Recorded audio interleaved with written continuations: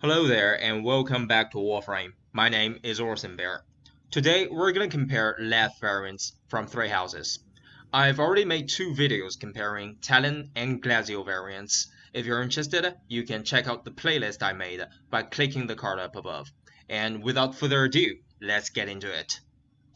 The Laith is a repeat shrapnel blaster, a shotgun which fires 8 pellets per shot, and that is the reason why it has the lowest fall-off among all 4 Corpus Railjack weapons. It has a decent critical chance between 24% and 39%, and an average critical multiplier of 2.0.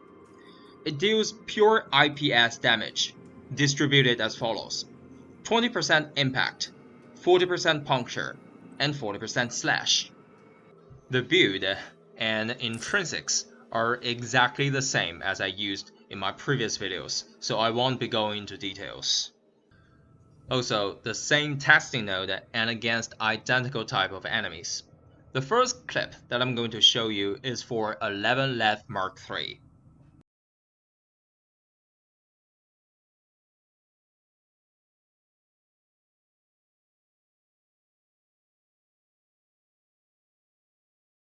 In the clip, the enemy was around 400 to 500 meters away from my Railjack, so there was no damage lost. Full damage was dealt, and it took about 1.75 seconds to destroy it. Now let's take a look at the performance of Zedekiah Laith, which has a slightly higher status chance per projectile, deals about 18% more damage, and overheats 20% faster.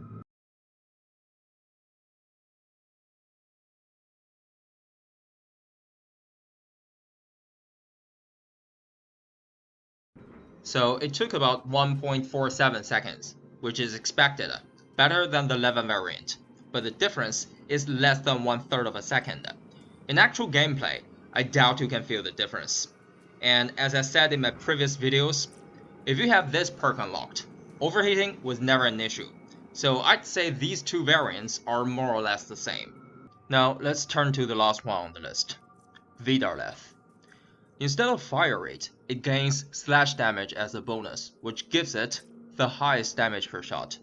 However, slash damage is kinda awkward, because all Railjack space enemies have armor, which is strong against slash, and slash procs also work differently in Railjack missions. It increases subsequent damage dealt by 7.5% per stack, and all of that is compensated by more than 60% increase in critical chance.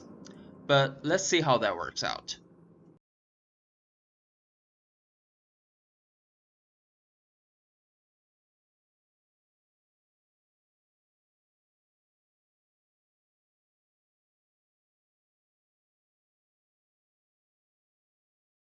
It fires significantly slower, and the drastic increase in critical chance isn't enough to compensate the loss in fire rate, which is the reason why it took almost 3 seconds to destroy the same target.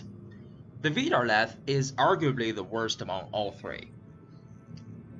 The Laith Shrapnel Blaster is overall a pretty good weapon. At first, I was concerned about the short fall-off distance, but the damage reduction is actually acceptable.